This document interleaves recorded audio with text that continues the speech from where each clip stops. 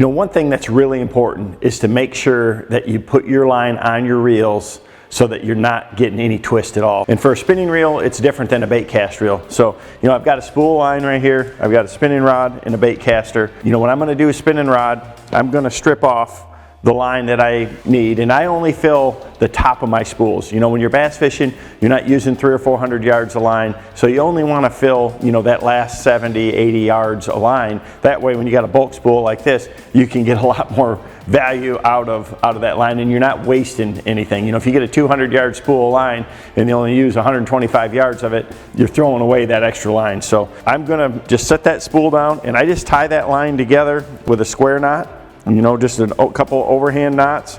I'm not worried about it really coming apart or anything like that. And then I'm going to just wind that on my spool with the spool laying right on the counter like this. So it's very different from a spinning rod, like I say, because you want the line to lay on your spool the same way it comes off. So I just tie it together. And again, I'm going to just set this spool down on the counter, and I want to see which way it's coming off. And all of my spinning reels, all my quantums, basically when I turn the rotor like this, it goes clockwise, and I want it coming off the spool counterclockwise. And if you do that, that line will actually come off the spool and go onto your reel exactly the same without putting any twist in it.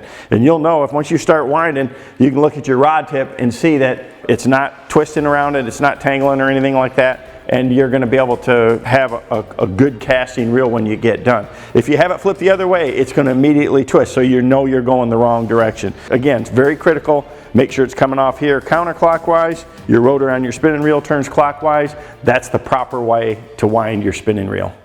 See more of my tips on my YouTube channel, social media, and at KevinVanDam.com.